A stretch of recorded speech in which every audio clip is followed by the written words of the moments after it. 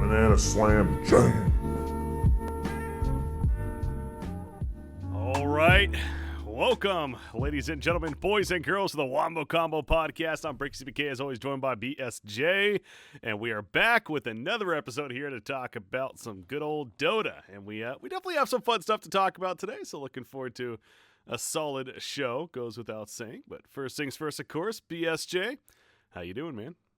Doing pretty good. It sounds like you said you had a bit of a cough as well. I just got a little something going, so it's just chilling. But I've been talking a lot, and it's not getting any worse. So I guess I just continue with my job as normal. But all things are good here. Just living through life at home, which is honestly not all that bad. But Right.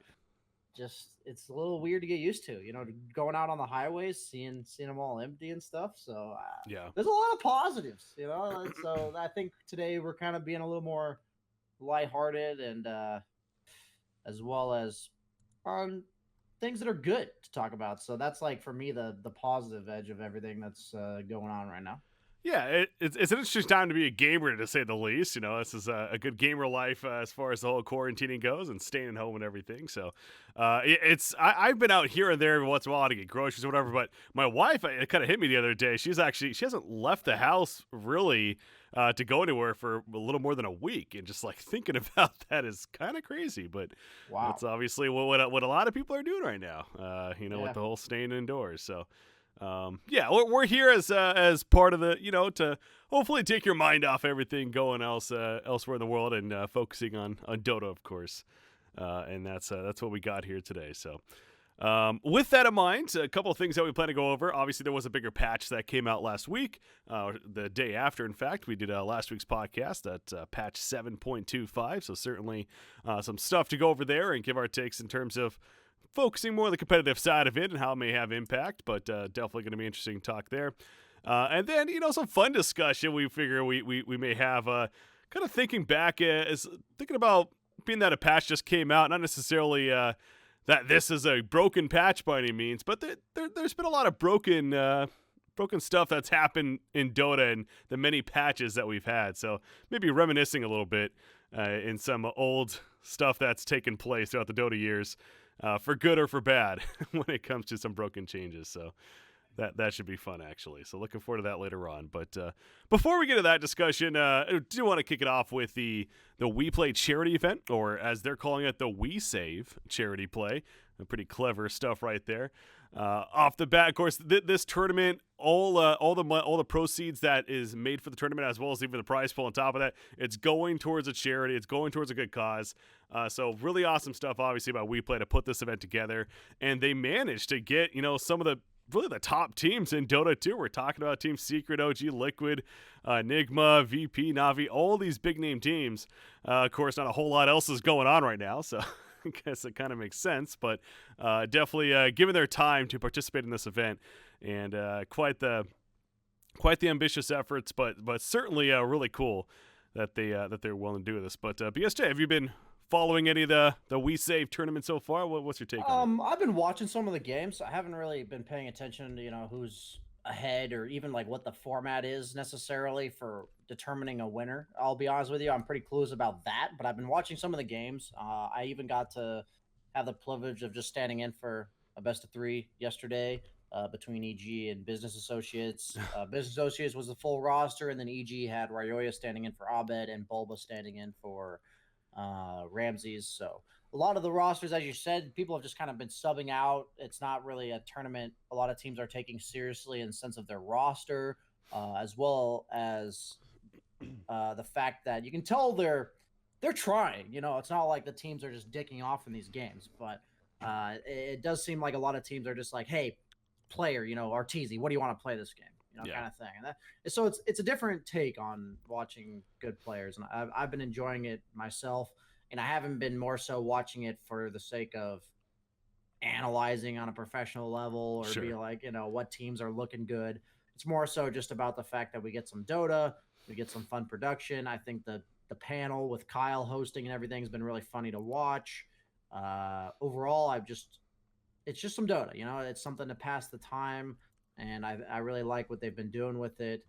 For the most part, from what I understand, all the talent coming in terms of like standing, like a lot of Lear Goldeneye casting, it's all just people pitching in to a good cause, so it's kind of cool like that, where it's the communities coming together and just doing a little something for what we can do for, the efforts to help fight the coronavirus and everything going on. So I think when you see streams like awesome games done quick and all that kind of stuff, and you see the support that the gaming community gives, uh, it's not. It's there, like the support from the gaming community is there in general, and I think it's cool to see that the Dota community is trying to do its part as well. Something I don't think I've seen too often, and that's been the highlight for me watching this whole thing. So Yeah, knowing that this is going to a good cause, like you said right there, help us support, which, by the way, on that note, I don't know if they've actually 100% officially announced the charity yet. That was one thing. It looks like they have actually now. CEPI and Global Giving Fund. So, yeah, they both obviously are big on finding new vaccines and everything for diseases in general, let alone COVID-19. It looks like from the quick glances right here. So obviously, yeah, it's a very, very good cause in terms of what this event is for. And yeah, you kind of dabbled on a little bit. There's obviously been other charity events out there in the gaming world with the speed running specifically has been very successful, literally raising millions of dollars for some of these charities. It is cool to see Dota as part of that. And again, just seeing also kind of a different take to an extent, but the embrace that a lot of just non-typical esport viewers in general have been paying attention and realizing what esports is now, right? Because obviously with all the canceling of traditional sports and everything, people are kind of swaying a little bit more. Okay, well, let's check out this online thing. And the greatest example of this already, we've talked about it even in last week's show, where NBA teams are literally playing each other in NBA 2K against one another to kind of make up for their games as far as what they would be playing in real life. And just yesterday, in fact, I think on Sunday, Dota's very own Red Eye, he was participating in a Formula One race that actually, I saw that. Yeah, it incorporated literal Formula One drivers driving with personalities there, whoever in the esports world, such as Red Eye. They were partnering together and literally driving as if it was a serious race. And it kind of gives you a glimpse almost into the future of what may be in terms of a lot of these the evolution of esports, I guess. Not that we're going to become traditional sports by any means or take over to say anything ridiculous like that right now, but it really I don't is think cool. That's too ridiculous, by the way. I'm not saying it's happening right now, Yeah. but let's just envision, 40, like 25, 50 years from now, our generation who's now raising kids who are probably heavily invested in, YouTube, gaming, everything. This is just a glimpse, I think. I'm not saying that this is going to have some sort of impact, but I think this is a nice, Sure. what you said is it's a good glimpse of what's the world may look like in some capacity. I think it's going to become more infused and embedded in normal everyday culture, including sports. So we'll see a lot of crossovers. We'll see a lot of, intermingling everything between the personalities, the players. A lot of professional athletes love to play games, and a lot of gamers love to just play sports on the side. So I think it's kind of a really cool overlap that we'll see more and more. And this is a perfect opportunity for the active world, the people who leave the house a lot, to be forced to interact with our world on a more significant level. So I didn't mean to interrupt you there, but No. I just want to be clear. I think it's really cool that we're already seeing a bit of it almost forcibly, but it's something I think is inevitable either way. Absolutely. So circling back to, again, with the whole WeSave event, I suppose, in that it's even extra awesome that they're putting on this event right now where all these eyes are starting to look into the esports scene more than normally would, and more than people. Like, literally, I had a convo with my mom today, and my mom knows what esports is, obviously, from what I do to an extent, but she was even starting to say, like, yeah, I'm hearing on the news now and getting some of my friends that have never really heard about it before. They were asking about it, like, wait, doesn't your son do something in esports? Because they're all of a sudden their eyes and ears are being open to what it is now. So the fact that WePlay's putting this on, and if people happen to come across a Dota 2 event and it's this big charity event, obviously really cool to see. because there are so many positives when it comes to, as we know, obviously, with the esports world. Yeah, another interesting take on that real quickly is the Olympics actually just from what I've seen, from what I read, just got postponed as of today until next year. Yeah, So I mean, it's crazy. you got the whole world is just getting delayed by a year plus. It's pretty nutty. Like, what's going to happen with TI? What's going to happen with everything this year? What if it lasts until March next year? What's going to happen to the Super Bowl? Or even if it lasts till August, what's going to happen to the professional football season? There's all types of things that it's just like when we look back on this, 20 years from now, we're just going to see like a blip, like a blip in U.S. history or like in the history of the world where every event, every sports event, everything that requires people to gather is just not existing. Yeah. It's a no-no. It's something. I think it's kind of cool, like, ignoring the fact that all the negatives to it, but like to think how much the world is on the same page when it comes to something like this. Sure. Like everyone has to react. We're all the same.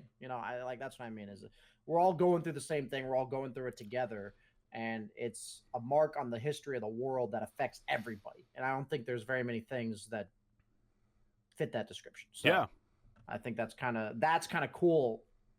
In a negative, but positive, you know what I mean?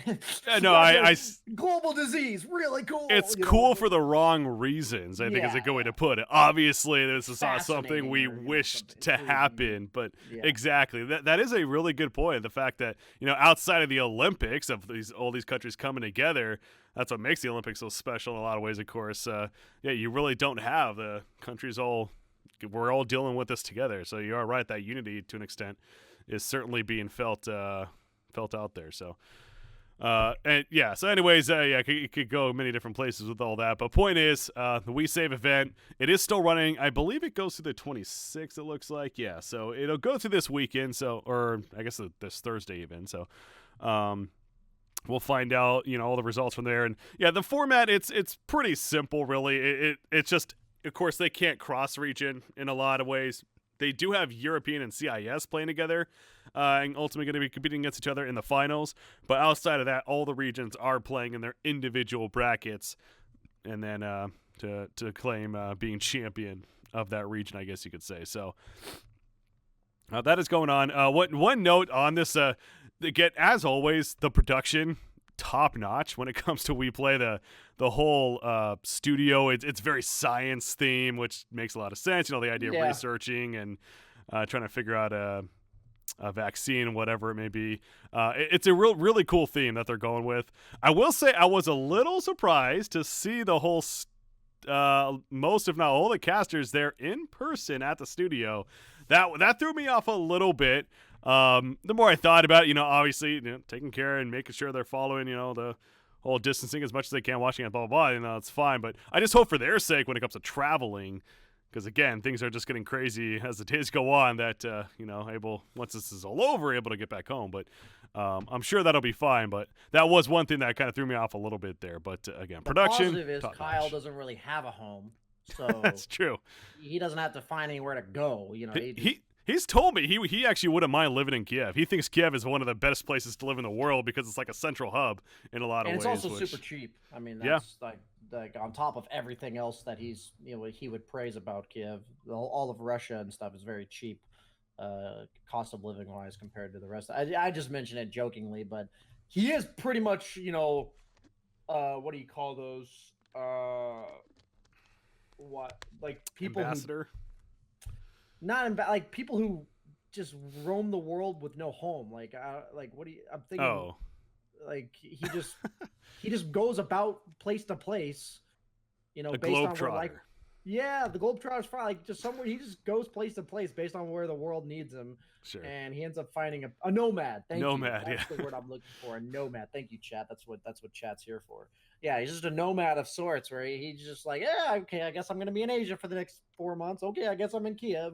Yeah. It's very funny to hear about his lifestyle. It's very unique, very fascinating. He's a cool guy, obviously, but I just made the joke because I don't know how many people actually know that about Kyle. Like, I don't know how many people are aware that he's like that. It's not because he's like broke or anything. He just chooses. He's like, hey, if I'm going to be at events 8 months of the year, why am I going to have a home? Why would I pay for a place to live when I can just kind of jump from spot to spot, see the world? How often do you get to do that? So he was a player back in the Han days that you could tell absolutely embraced the fact that he was lucky enough to be able to travel as a result of playing the game and being successful at it. Thailand specifically, like for the events that we had out there, he and a couple other teammates like Chessie, I will say one of the times, they would actually just stay for an extra 2 weeks, literally just 2 weeks, just hanging out in Thailand after the event was over, just because. So he's absolutely that kind of guy. Definitely agree there. Me personally, I'm the kind that it's nice to see the plays once the event's over. I don't mind getting back, but definitely unique in that sense when it comes to exploring there. So, but yeah, I'm sure that'll all be fine. It was just like I said, it was one thing that was like, wait a second, with everything going on right now, I almost expected, I guess, it was going to be a global broadcast kind of deal, but just trying to be more lighthearted about all the subjects. Sure. Who cares if they can't get home if they don't have one? I'm just I will say. The bit that I've been watching too, that they've actually had some segments as well where they're like reminding people, how to wash your hands and really make sure you take this seriously as far as the keeping space from one another, distancing. Did you see the Dota parody of them saying you can all these types of things that relate cleanliness and hygiene to Dota, and then they're like, you can even look to pick heroes with natural masks like Juggernaut and I didn't see Templar that, no. Assassin. And that clip was, it was like a 2-minute segment, like a health service announcement from Kyle as well as Lizard, where they're just like, make sure you don't take 5-on-5 teammates or team fights. Practice distancing, and it's all like tying every bit of advice to Dota. And it's really funny. But, I thoroughly enjoyed that. Point of this is WePlay needs a major next season. They absolutely really deserve it. They really do. And there's only 3 majors, right? I guess next season there's only 3 events, really, the LAN events. So as of now, that's true. Yeah. There's maybe gonna be 3. We're speaking. I think that's kind of just knowing at this point. We're always speaking in a as of now. This is how things stand. TI-10 is in Sweden as of now. Yeah, as of now. That's crazy, man. Crazy times. So definitely continue to check that out, guys, throughout the week. Again, Thursday it looks like going to be the final day there. You mentioned a couple of roster substitutes happening here and there. One that stood out to me, actually a couple. Sumail actually playing position 5 for OG in their match because Madara and Seb were standing in for Thompson and Mid-1, who were unable to play in the event. So Sumail, I guess, just stepped up and played position 5. So it's kind of funny to see, but this is a player that when the support and core were ranking separately, he actually held number 1 position at a time in both. So I'm sure he could play it just fine, although it's unique. Sumail's just a really mechanically gifted, really knowledgeable player now, and I've realized that the better and better you get, like my last 2 years or so, I've spent a lot of time in pubs, branching out to other roles. And it's pretty significant how once you see Dota as a whole picture, how much easier it is to kind of just step into a role, at least for a casual tournament like this. And he's obviously steps above me in regards to his Dota knowledge. So I wouldn't fear him not being able to perform as a support. As a carry, you know what you want. You know what each hero needs in lane. You know what they're going to do in the game. And that's a lot of the knowledge that takes to play support. So now that he's already moved from mid to carry, I just think it becomes easier and easier to just jump from role to role, as long as you're not doing it all the time. But Sumail's definitely one of the top tier players in the entire world. So I think it's cool that he's having a little bit of mixing it up. Yeah, for an event like this, opportunity there. I not to dampen that, but again, it's a single elimination event. They did lose to Team Liquid 2-0, so they are now out. But right. He had fun there. Ana also making his appearance this season, playing for TNC. He actually was a stand-in for them. Of course, I believe Ana is in Australia right now, where he's from. So playing in the Southeast Asia region and stepping in for TNC to play in place of Gabby, who wasn't able to make it. Again. TNC ended up losing their series to Adroit 2-1, but it's kind of cool, seeing a name like Ana obviously make an appearance as well throughout the season in a charity event. So a couple of standouts there from the event on top of, again, it's still going on. So check it out, guys. If for whatever reason you haven't yet, it'll be going on through through this Thursday, it looks like. Okay, moving on to the patch 7.25. Speaking of the WePlay event, of course, has been playing on this patch. So I've already getting to see a little bit in play in terms of some tournament environment goes. But 7.25, it was a decent sized patch, I think you could say. It's not the biggest patch you've ever had, but certainly I would call it more of a medium patch, medium to large patch. Plenty of balance changes, a lot of tweaks between especially on the items, but worth going over and taking a look and seeing what changes maybe having some decent impact on the competitive scene. So figured we'll start with the general updates and what we were looking at there. Anything in the general updates that stood out to you initially? Initially the change in ore items in the early game where they don't give stats anymore. They're all about, buffing up your teammates and applying to your lane. We pretty much see 5 positions and 4 positions buying headdress every single lane. I think it's defining the meta in the sense that a lot of 4 positions that were prior, like Nyx Assassins and Tinies, are now turning into these ranged heroes that just want to buy a headdress and buff up their offlaner. A lot of the carries that are good right now in response, since they have 5 positions with headdresses, are ones that just want to sustain. So we're seeing, Wraith Kings going 0-4-4 on terms of their skill build. We're seeing Spectres who got her base HP regen buffed up, and because of the way dispersion works, she's getting, extra value out of every health point. We're seeing Necro books on heroes like Spectre that can't farm because of that item buff. Those are like the major changes I'm seeing. Is it's just a heavy sustain meta. The only 2 options are heroes that win the sustain battle or heroes that just kill you.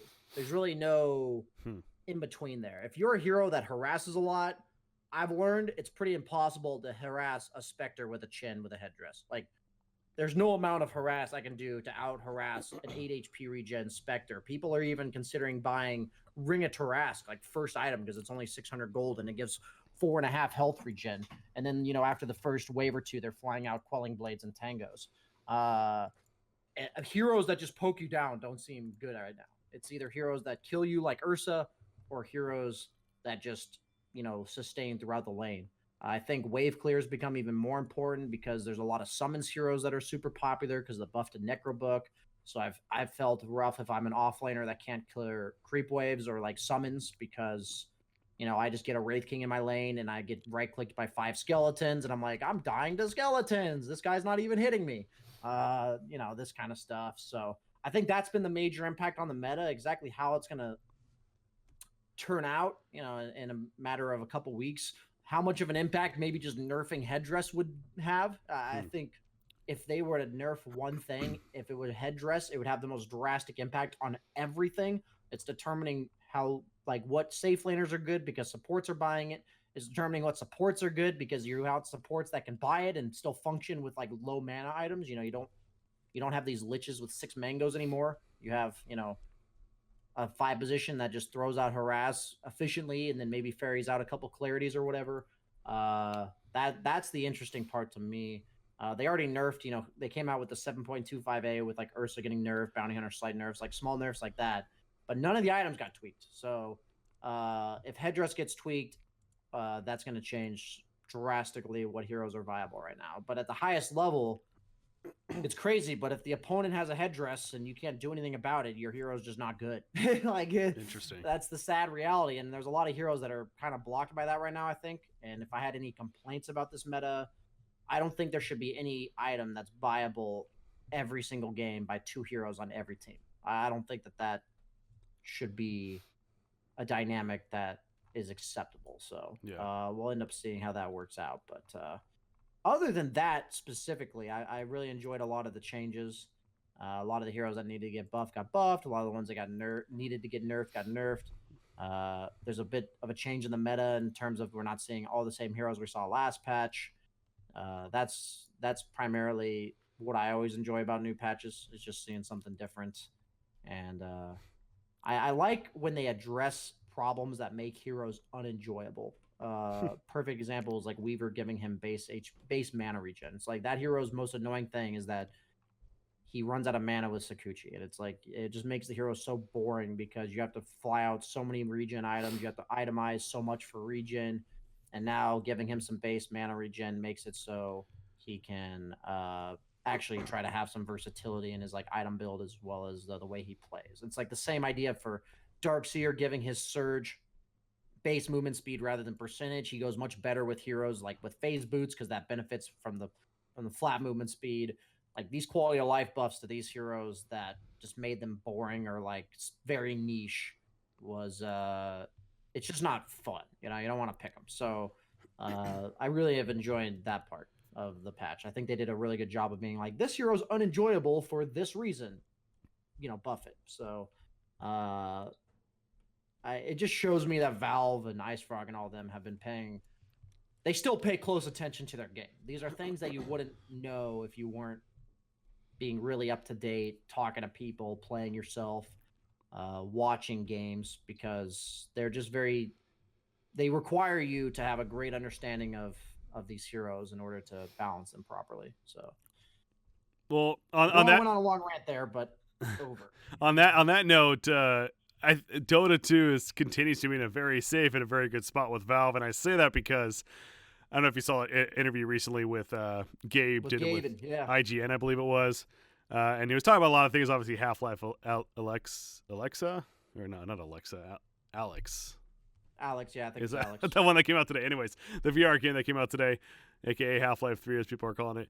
But they talked about other things too, and he made a point about, you know, what game do you really play right now, and it's all Dota, baby. Like him and his son, I guess, is also a huge Dota fan. They just grind it. So the big boss is a big fan of the game still, and don't see that changing. So I think Dota 2 is certainly going to continue to get plenty of love there, and as it has over time. So yeah, interesting to hear about the whole sustain idea. That'll be, again, when tournaments, you know, do come back, and whether it's online or whatever, but curious to see how that plays out, because as you know, as a spectator, that is a little concerning, I guess you could say, because it's seen. We've been through many of different metas, like the Illusion meta, for example, where Phantom Lance or Terrorblade have been very popular. Those have been known to be somewhat boring times as a spectator, right? Or, you know, just almost so much going on, it's kind of boring to watch. Where the sustain idea that you're talking about, not a lot of kills potentially happening earlier on in the game, which could be downside side effect of what this patch is bringing, specifically with the head just change as you're talking about there. So possible tweaks to come. I would not be surprised, because I know that you're not the first to bring that up either. I've been watching several streams, and that's been brought up pretty much every one I've tuned into in terms of headdress being pretty powerful right now.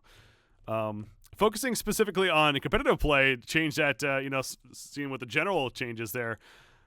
This is a competitive change in the captain's mode now with how the bans work. It went from nutty, actually. Yeah, changes. So initially it's always been 3 bans, 2 bans, and then 1 ban. You know, with the picks in between. And now it's 4 bans first, and then the 1 ban after, and then the 1 ban late as well. So you get that extra ban initially, which, you know, in theory means you take away yet another hero that could be potentially more powerful. But I don't know. It is kind of curious to me, because it could also have the I say the words, the side effect of it could get a little repetitive once again if you don't have those later bans to kind of adjust how the draft is doing rather than up front. So I guess that's my ultimate worry with having that extra ban initially here. Well, yeah, what I said is that so when you had first pick, you got to pick, and then they picked 2 heroes, and then you picked, and then you got to ban 2 heroes, like to protect your pick. Okay. I mean, like you could like second pick a Morphling and then ban AA, you know, plus Lion or something, and you'd be able to have like a much more powerful second pick. And I think it makes the second pick there for first pick team worse. And then it makes the pick for second pick team coming out of the second ban phase much weaker, because you would have been able to ban 2 heroes, then pick something that would have had 2 hard counters or whatever. So it's much more, I think, about heroes that go well with your team rather than heroes that you could protect with bans. Like that's what I think it's going to change about the meta. I don't necessarily know if that means that it's going to become more stale. I think that's really hard to predict, because I think having more heroes for each team banned at the start means that you can more so just focus on what that team does good in general, but it's hard to, even if they telegraph something later on in the draft, there's just heroes in the game of Dota that naturally go well together.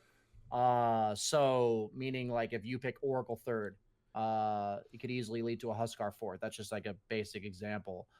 Those types of things are harder to stop because there's just less bans in the middle of all of this happening. So it's kind of cool in that way where maybe we'll get more combinations that we haven't been able to see just because of the mid-round bans, but we'll see, more so bans being focused just on what teams are good at rather than reacting to what they've already picked. So it just comes down to how much that's going to affect things in the long run.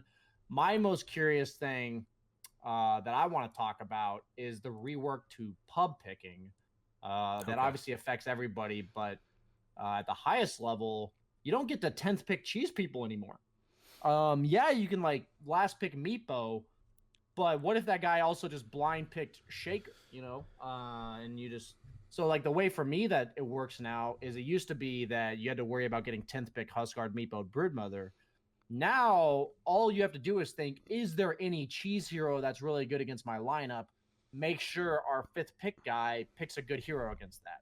And then it's impossible to get cheese. Because like in the past, say like you were 9th pick mid, you would have to account for all of the possible counters in lane that would just shit on you.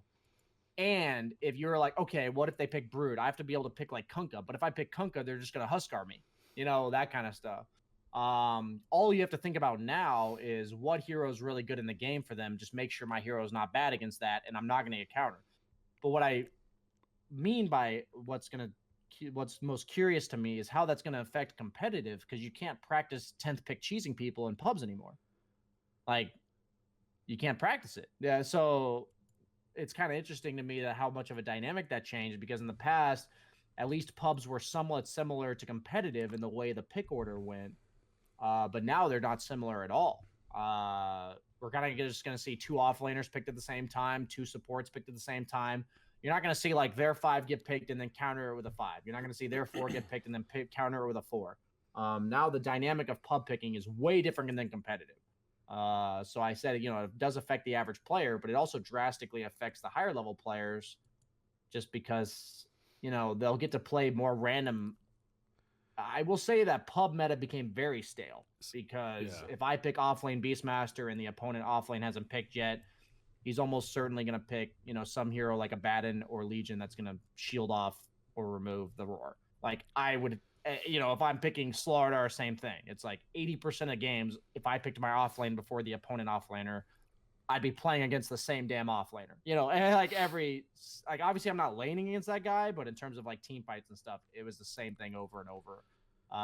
So it's just kind of interesting that I've already seen way more hero combinations in pubs than I did prior. And I overall enjoy that more, but it is perplexing that it doesn't resemble competitive pick order at all. So long rant there, but I think it's a pretty drastic change on top of the fact that the extra ban was thrown into the first phase. It is one of the most drastic changes for the dynamic of pubs and everyone playing. Well, how it works for them. And you kind of touched on it a little bit, but it does tie in somewhat with competitive play too, where it'll force more diversity for these players at the higher level especially, and thus the idea that they may be playing more diverse heroes, and that could open up their pool in the competitive aspect as well. I mean, that's why you play pubs in the first place as a pro player, right? The whole point is to practice and get better. So, and you don't want to fucking lose, excuse my French. So it's like, exactly. in pubs, you just can't pick certain heroes because if Snapfire, also they increased the number of bans in pubs. They made it so it's guaranteed 10 heroes. So it's like in the prior patch, I'd see Snapfire 90% of games, but now she's going to get banned. If people want her banned, she'll be banned about half the games. So, which means is like all the heroes that were bad against her were no longer viable. And that just means that I couldn't even afford to experiment in pubs because I would just lose. And that's not fun. So I just wanted to clarify. I totally agree with you that versatility in pubs will also probably lead to it happening in pro Dota, just because people actually get the chance to experiment without just losing. Yeah, it's definitely always want to win. So the idea of just picking what made sense is understandable. But yeah, a lot more opportunity now to pick those off meta picks and make them become meta. That's how it happens after all. So half the time it's just because people don't know. Exactly. They don't get the chance to try. There's a lot of heroes in this game. There's a lot of heroes in this game, and it's hard to really get a great feel on all these heroes and all these different scenarios. That's why obviously theory crafting is absolutely a thing, and that's why you have these coaches now for these teams and everything. Where ultimately that ideally is their job, but unless you're able to just actually play it, get the feel of it, then it can only mean so much. So yeah, you're right. That's one I did overlook personally a little bit myself, but that's absolutely a great take on that, and certainly for the better. I guess the one, to play devil's advocate a little bit, the one downside of this more so on the bans, there's going to be people that are pissed off on the lower tiers, especially that just spam heroes like Invoker, Meepo, etc. It's going to get banned every game. League of Legends. Yeah, I mean, gosh darn it. I'm not going to sit here and say I feel sorry for those people, but I'm sure there's definitely going to be that audience. So that's kind of one of the unfortunate side effects. I keep using that term there of this, though. But yeah, overall, absolutely, I do like the idea of it, certainly. Okay, so yeah, that's one of the general changes there. That again, this is a decent sized patch. You've talked a little bit about items, headdress specifically. Very powerful right now. Another one that really stood out is our lovable town portal scrolls, something that everyone buys many times a game, and things just got a little more interesting. I mean, almost doubling the cost of what it is. I mean, it used to be noticeable. It used to be 75 at a point, if I'm not mistaken, or maybe even 70. Long time ago, it was 135. Then they moved it to 100. Then they moved it to 75. Then they moved it to 50. It's like it's been getting cheaper every patch ever, and it's so never been made more expensive. So now it's 90 though. To that point, they went from 50 to 90. Yeah, and as you were just saying right there, again, you've played plenty since the patch, so it feels pretty impactful, huh? Yeah, it really does, especially on supports, or if you're like an offlaner having a rough lane. It's really noticeable that you just can't casually TP. It's like my best example is if you're TPing for farm and you're getting one creep wave. It used to be that TP cost about one creep. Now it costs two creeps. So It's like that one creep wave you're TPing in a farm just to quickly push it out or whatever is, worth two creeps instead of three because, there's four creeps in a creep wave. So it's pretty drastic in that sense if you're having a tough game. And I think it makes heroes that don't rely on TPing very much better. Like heroes like Spectre and heroes like Nature's Prophet and heroes like Timber that kind of just sit in a lane. Heroes like Beastmaster that kind of just sit in a lane. I think it is a indirect buff to all of these heroes. And any hero that relied on Boost of Travel because of that change, as well as heroes like supports that just want to TP react to ganks and stuff, they are worse. Like they're way worse. And heroes that especially don't have large income because you're trying to buy a 250 gold item like a Windlace. And before you needed 300 to get Windlace plus a TP. Now you need 340. It adds up a lot. Every time you're trying to buy a little item and you're leaving base or whatever, and you need to leave with a TP. It's happened to me several times already in the small amount of games in the limited amount of games I've been able to play, where I want to buy an item and I only have 50 gold left over, and I can't buy a TP anymore. And I'm like, oh, this kind of sucks. I have to fly myself a TP.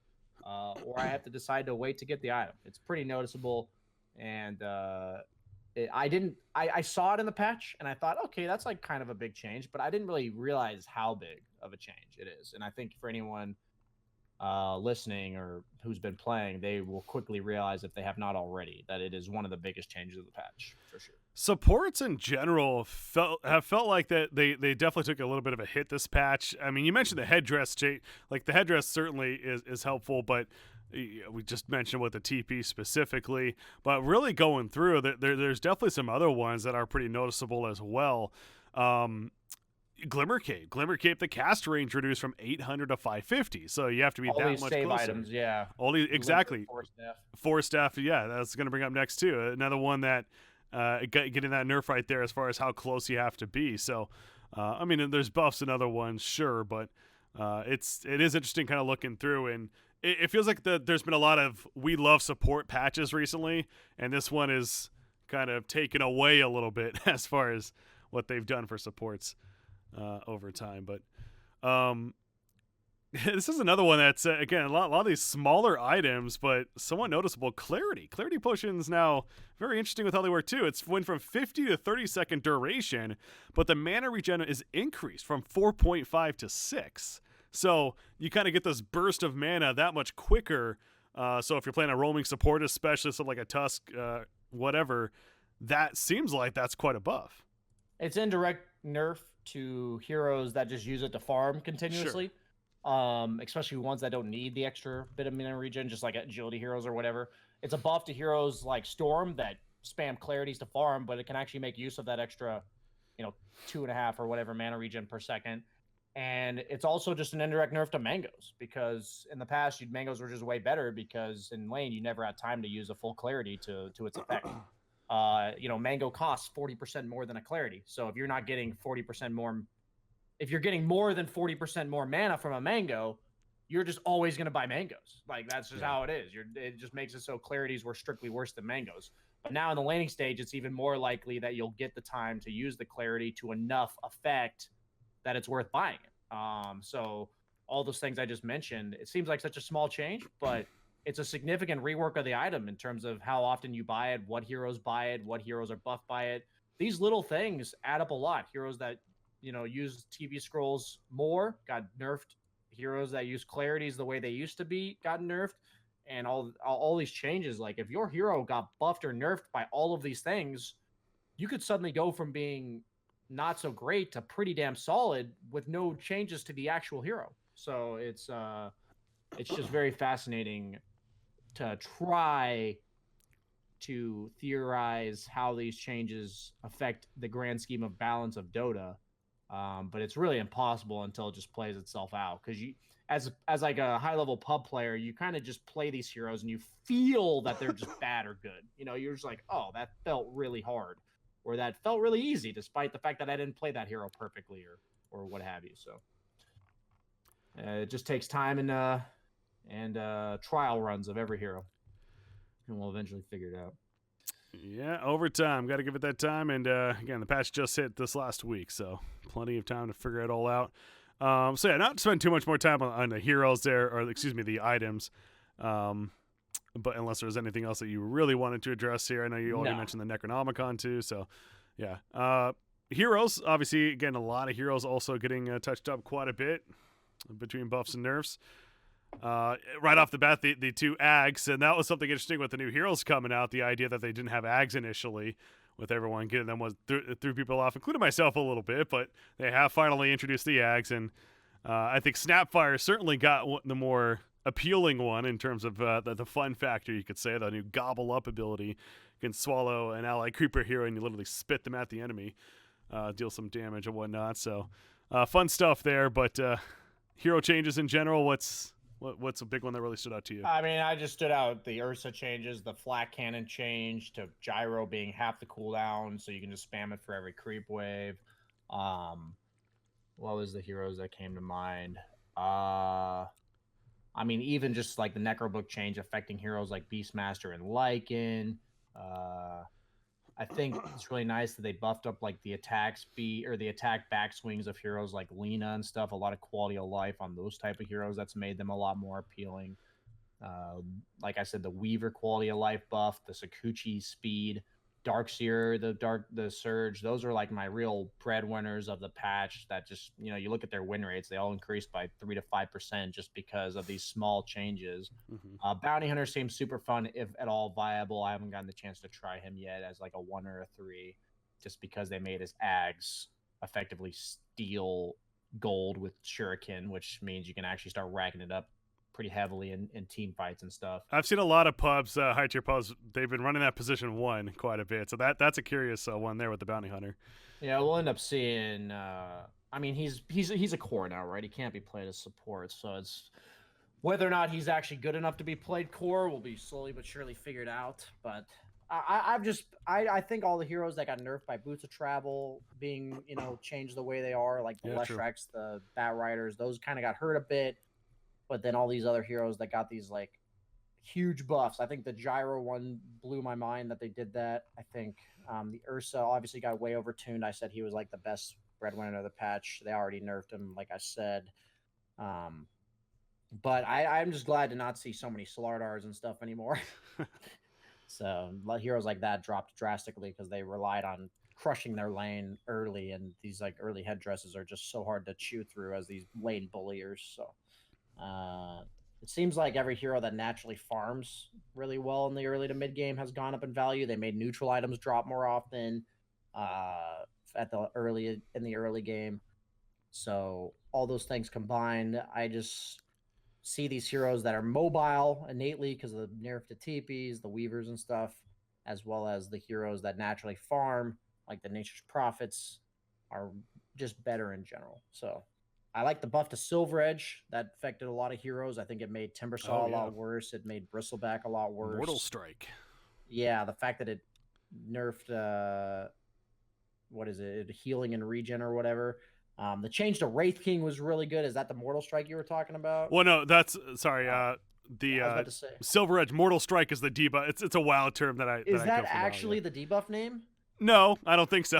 It's just that's what okay, Mortal Strike was in World of Warcraft. It's a 50% heal I see, reduction. Reduced. Okay, I was about to say because I'm like Wraith King's Mortal Strike did get changed.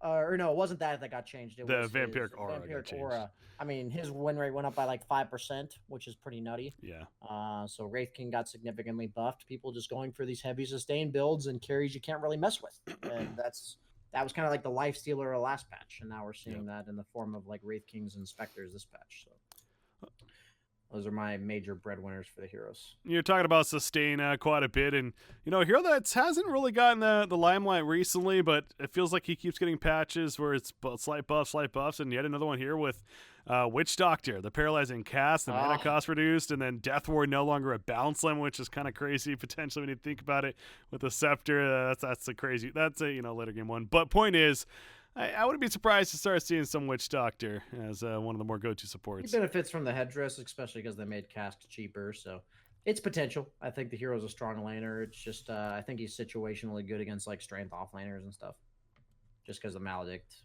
really makes it tough for them to stay in lane. Plenty of changes. Again, you just kind of scroll through, and I don't want to say every hero got changes there, but a majority of them certainly feels like got some good changes throughout. So definitely check it out if you haven't yet. And again, we'll get some. Obviously, we do got the WeSave charity event going on right now, as mentioned. But take that how you will. I'm sure we'll have some more online tournaments specifically announced in the near future, and we'll get an idea of what we're looking at when it comes to this patch on the competitive level. But exciting. Hey, there's a lot of streams going on. Not, of course, yourself, a BSJ stream that you can check out. I saw Fly started streaming today from EG now, of course, formerly of OG there, and you got these else to do. Yeah, well, exactly. That's my point. You got these big name players. Thompson is now streaming again pretty actively throughout this last week. He's been hopping on and playing quite a bit, and just casual 2-time TI winner, just getting back to his streaming days. So that's kind of a benefit of everything going on for spectators, at least getting that more personal side to a lot of these players and get to see their streams going on. So again, we are running a little bit longer here, but one thing we did want to dabble into a little bit, so not to take too much time, but maybe me reminiscing a little bit as far as some broken changes that have happened throughout the history, throughout time that we've been playing the game, been a part of it. I'll just start it right off the bat. I really came into the scene right before 7.0 came out, and so obviously that was very significant with the whole talent trees and everything. So kind of a general one was the idea of reduced respawn time talents. Oh my god, yeah. When that was a thing right off the bat, and a lot of heroes had it, and there was a couple that came to mind that were absolutely insane with it. Lena was definitely one of them, especially with the Bloodstone there, and then you had Venomancer was another one with the respawn. There's some crazy stuff. Lone Druid was Sniper 2.0, as he was called at that point, certainly way too powerful, and that got tweaked. But obviously those are very significant changes, and it's understandable we had some broken stuff at the time. But yeah, the respawn time on talents, maybe an oversight there, and that was taken away in the future, but.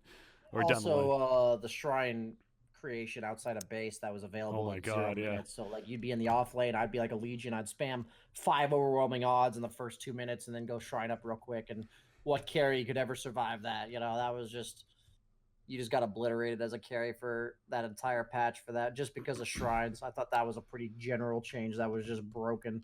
Shrines And, in the base too. Remember, they were also in the you're base. trying to push high ground, and there's just 5 shrines. Then they made it 3. Then they made it 0. It's like, you know, pretty quickly realized that games were going for 60 minutes just because you couldn't, just because the enemy team had a free fountain, you know, outside of right next to their tier 3s. Pretty silly.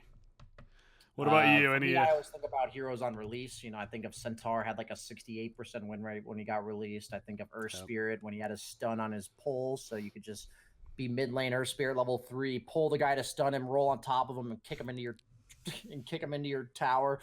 That was pretty funny stuff. I think of Monkey King on release where Jingu didn't go away. Oh, you know, man. these are all the heroes where I'm like, in our pubs, we all know and remember how annoying they were to deal with for the first month or 2 that they were released. I think Centaur is still my most broken to ever be released in terms of his actual balance. I think of Troll 6.83.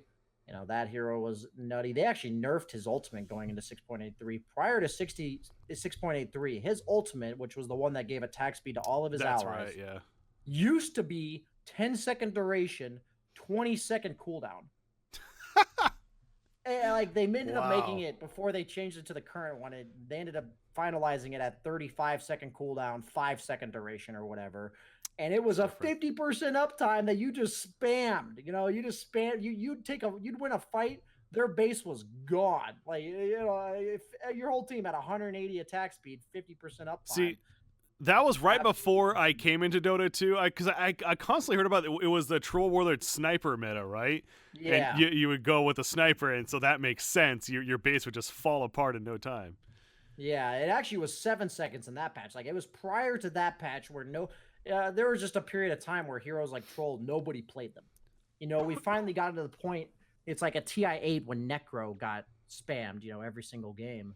Prior to TI-8, Necro had never seen play. So he was broken beyond belief, but nobody realized it. You know, same with Troll prior to 6.83. He even got slightly nerfed on his ultimate going into that patch, and he was still beyond busted. And I mean, that was also the time where I was spamming Huskar, and his passive gave you 99% magic resistance at lower HP. My test I remember I did back then was I had a Skywrath mage on WTF mode spamming you with ultimates and E-Blade and his silence. Like, he was literally just spamming his ultimate on top of you, and you would not die as Huskar if you had your heal activated. Like, you just wouldn't die. Which was, I mean, every spell just does 1% damage. So, and people weren't even picking Huskar back then. They didn't even realize how broken Huskar was. He actually got nerfed, and then people started picking him, which is just funny because it's crazy how, you know, viewers and stuff will say, like, hey, this hero's completely busted. Why does nobody pick him? And sometimes high-level players just don't pick the Never hero. really tried it, yeah. Yeah, they've never actually given it a shot, because if there's no information to play off of it, it's kind of contagious, infectious at the highest level. The minute one player starts wrecking everybody with it, everyone's just going to start playing it. And if nobody started playing it, then you end up with these heroes that just get buffed to oblivion because, you know, Ice Frog's like, well, this guy hasn't been picked for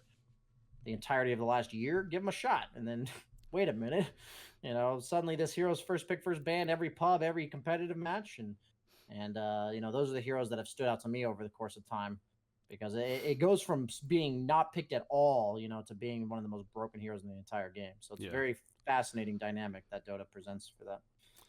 It's been some fun times over the years when it comes to all these patches, and yes, there's been some broken things that have happened, but that's just the fun of it, right? That's the flavor of it, and you kind of just adapt and adjust, and not only as a player, but of course eventually they do as well on their side. So I think that's good, though. I think that was fun to kind of reminisce a little bit, think back. I think we're good to start wrapping it up for the week. Definitely a good length show here that we had. So BSJ, as always, anything else? Any last words?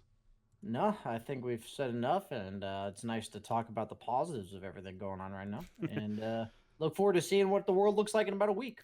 Yeah, we'll see you next week. We don't know where things are going to be at then, but no, we plan to be back obviously, and we'll have something fun to discuss at the very least, and we'll let you guys know what's going on. So. From myself, breakycpk, joined by BSJ. By the way, guys, hit that follow button. Also, sub if you can to the channel. If you would like to use that Prime sub, it does help support the Prediction Esports podcast in general. Us being part of that, obviously. So I really do appreciate all follows and even subs to the channel. Again, breakycpk, joined by BSJ. Have a good night. We'll see you next week. Until then.